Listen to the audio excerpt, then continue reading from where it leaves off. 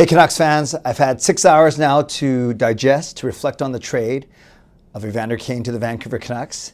And yeah, I have a few more thoughts now, especially now that I've watched and heard Patrick Allvin speak to the media. I've watched a couple vlogs, I've read some articles, and I've talked to a lot of my colleagues, my friends, those that play hockey, those that understand hockey, those that let me play on the roller hockey team, those that are in my hockey pool. So I think I have I'm going to be able to present a pretty well-balanced thought on this trade and, of course, give my opinion, which you don't want me just regurgitating facts here. You want me to, I'm sure you want to, maybe you want to hear my opinion as well. So this morning, when I recorded my vlog, it was 8 a.m. The news of the trade had just broke, and I wanted to record a quick 3-minute vlog before I made my way to the office for a series of meetings, which are now done. And this morning, I did say that I was okay with the trade. And I'll tell you where I've gone since then. And by the way, one funny thing I said in my vlog, at the time I didn't know what the return was for Evander Kane. And I think I said something silly like, I hope it's not a first-round pick. And then it was like, of course it's not going to be a first-round pick. Yeah, maybe that wasn't my finest moment. So it turns out to be a 4th-round pick. So going to Edmonton is Vancouver's 4th-round pick of this year's draft. So on Saturday, the 4th-round pick will be on Saturday.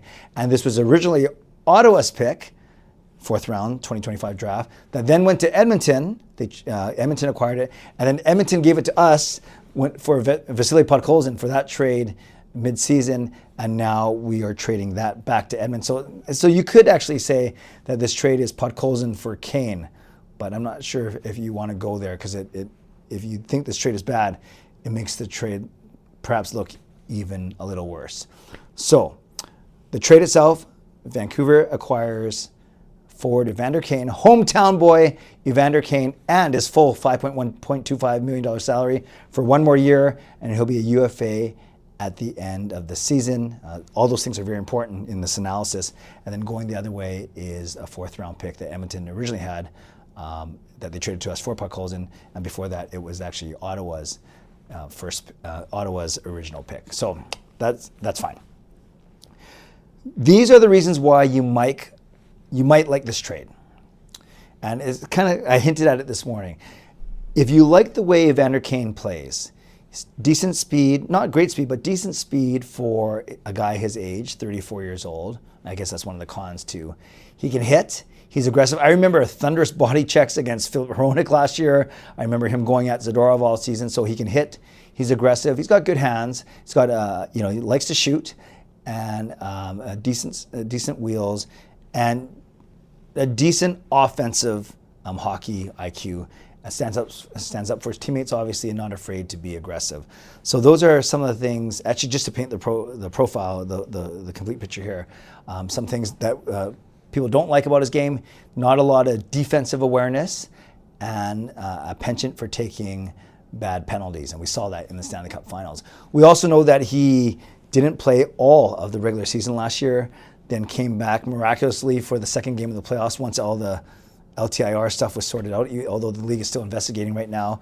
But then he also did say that he's felt the healthiest he has in quite a few years. I think he used the number of in 8 years or so, which would predate the San Jose stint, I guess. It would be after coming from Winnipeg, Buffalo, I don't know, doesn't matter. So, you could argue that he's healthy, which is good, even though he missed all of last season. So we know what he brings on the ice, and that's kind of what I said earlier today, is if you like this trade if you like the way that he plays. And he definitely brings an element that we don't have enough of, and Patrick Allvin mentioned that as well. Someone who's aggressive, someone who's a big power forward. We don't have any power forwards, at least prominent ones. You can argue whether Evander Kane is still prominent or not, but a prominent power forward. We don't have much in that category. So on this team, he'll probably get a look on the top line. I'm sure he'll get a lot of looks on the 2nd line, and then at worst he'll drop down the 3rd line. He's not a 4th-line player, not even at his age right now. So he'll be probably a middle 6 player, a 2nd or 3rd line player.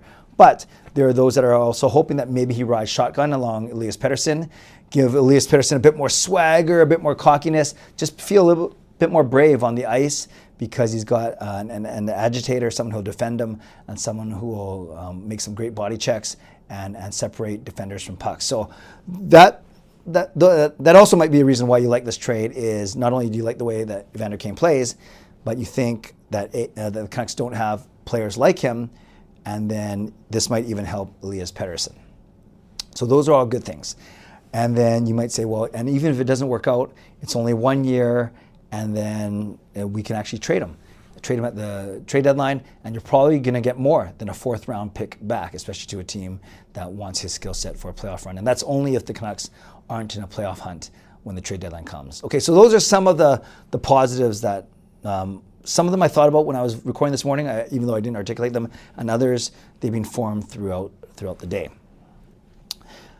There's a lot of negatives, though. There's a lot of negatives, and admittedly, it got me kind of swaying from I like this trade to more to I'm neutral. I'm not going to say I don't like it, although I do have some concerns about it, which I'll outline right now. Many of these are concerns that you already know or you've outlined to me. But you guys know, it's not just a stick, this whole GLCPC thing, this positivity, this optimism. I do want to see how he does. I want to give him a chance. And I do want to see what else the Canucks have in play and what in store in terms of other moves prior to next season. But I know we can say that about anything, about any move, but I still want to see how this plays out. Having said that, people don't like the fact that we are paying all of his $5.125 million salary, the fact that we couldn't get Edmonton to take on any of that salary retention, and by extension of that, the fact that we almost helped Edmonton out, helped them out of their cap trouble, right? They're got to re-sign McDavid in a couple of years. They got to sign Bouchard now, and some other UFAs. So in essence, we are helping them by taking a player, not a problem player, and I'll get to that in a second, but taking a player off the roster and relieving them of $5.125 million. So people don't like that. People aren't really upset about the 4th round pick going away. You can't be upset. That's nothing. So don't worry about the 4th round pick going away. It's more the fact that we are eating all $5.125 million salary. I don't hear a lot of concerns about Evander Kane's play right now, actually, aside from that he didn't play much last year and because of his age at 34 years old. But what he actually brings to the ice, on the ice, brings to a team, I don't think anyone's really questioning that. The biggest questions I hear are about his character, and especially for a team that's had a lot of issues in the locker room, JT Miller, Elias Pettersson, to name one, and a younger leadership group, maybe a leadership group that isn't that vocal. You look at Quinn Hughes just as a perfect example. A brand new coach, but so there's all this worry that Evander Kane's kind of being a cancer, as a tough word to use, but that he's been trouble every franchise he goes to. But then in the spirit of fairness, I read a lot about it and I know a lot about this. A lot of his transgressions, and they're not good transgressions, mind you, but they're off ice. Whether it's gambling, whether it's marital problems, whatever it may be. I'm not saying that you should just brush those under the rug, but those technically aren't things that happen on the ice or in the locker room. There were some locker room issues, I think, in Winnipeg and Buffalo when he was younger and just starting out, but certainly I haven't heard much about San Jose. And actually everyone, especially fans, have been talking glowingly about what Evander Kane was like when he played for the Oilers for a few years, how he was a good teammate on the ice, how he wasn't a disruption in the locker room, probably following the lead of McDavid and Draisaitl. You don't want to make those guys mad, to the best players in the league, and that he was a pillar in terms of community service, and that he did a lot for the Edmonton community. So I guess what I'm saying, in the spirit of fairness, yes, one could easily jump to the conclusion that for a locker room, i.e. the Canucks, that has had a lot of drama recently and needs more stability, Evander Kane does not seem like the right type of person to bring in. And I'm not at all forgiving his off-ice transgressions that I mentioned a couple minutes ago. But if he wasn't an issue in San Jose, and especially if he wasn't an issue in the locker room in Edmonton over the past couple of years, granted playing with guys like McDavid and Draisaitl, and other veterans like Corey Perry probably keeping him in check, then I don't put as much stock into the locker room part of the argument. I do have time for the argument about, is he actually a good person? Does he show good character traits? And maybe that will seep into the way he deals with people, teammates, fans, whatever it may be. But it's kind of weird for me to say, but that's kind of off the ice. But on the ice and in the locker room, I haven't heard any bad things in the past couple of years, and that's what a lot of people have been saying as well. I will say this too, and I've said this many times on this channel, sports is a very forgiving area, a very forgiving place. And a lot of people, including me, I admit, we love the redemption story. We love redemption arcs, and it depending on the offense, of course. But generally, sports is one place where people get second chances from prior transgressions. So, from that standpoint, I'm willing to give Evander Kane the benefit of the doubt. And I trust that, as Patrick Alvin said, that they did their due diligence. They talked to people they need to. Adam Foote was on board. So, you know, that's really tough to say, because it's actually hard for someone like me to comment on what happens in the locker room or even on the ice, because I don't know, and I don't pretend to know. I know what I hope for, and I know what I've read from previous stints. So, as Patrick Alvin said, though, the past is the past, and they're looking forward to what Evander Kane can bring to this team. So there's a lot there, you guys, and I think we have to look at this as part of a bigger picture too. What other moves will the Canucks be making over the next week as we look at the draft on Friday and then free agency starting on Tuesday? But if you want to look at this in a vacuum, we can.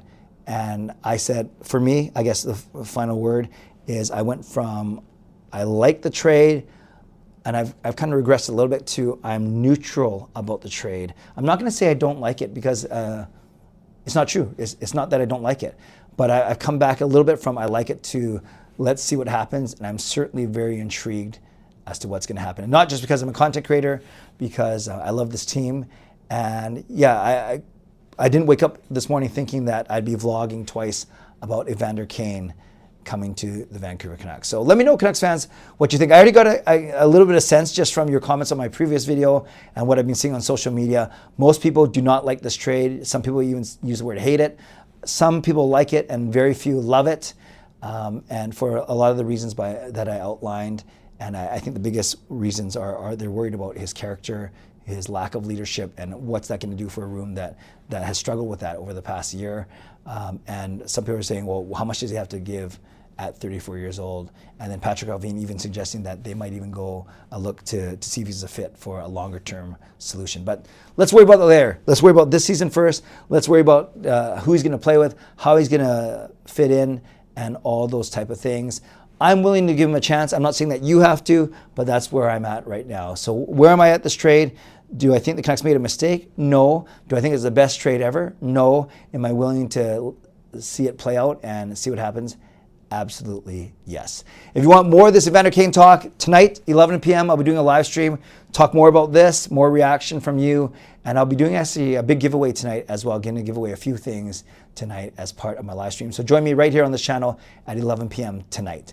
Shout out to my sponsors, Vancity Experts Real Estate, Coach Patrick Liu, Weight Loss Coach. Thank you to legendary Lucas Gates, legendary Carol Bovelander, legendary Brian Bellini Choi, and legendary Andrew Chang, and to Hall of Fame and franchise members as well. Thanks to all of you for your support. And thanks to all of you for watching, liking, and subscribing. On your way out, like the video, subscribe. You can leave a donation. But most of all, now that you've had 6 hours to reflect, to digest this trade, has your position moved? Actually, that'd be cool. Don't just tell me if you like this trade or if you don't like this trade. Tell me in the comments below, has your position moved at all over the past 6 hours? And for me, I said I've gone from I like it to I'm more neutral about it, but I'm willing to see what happens. Stay safe, stay healthy, take care of yourselves, and take care of each other. God bless, and go Canucks go.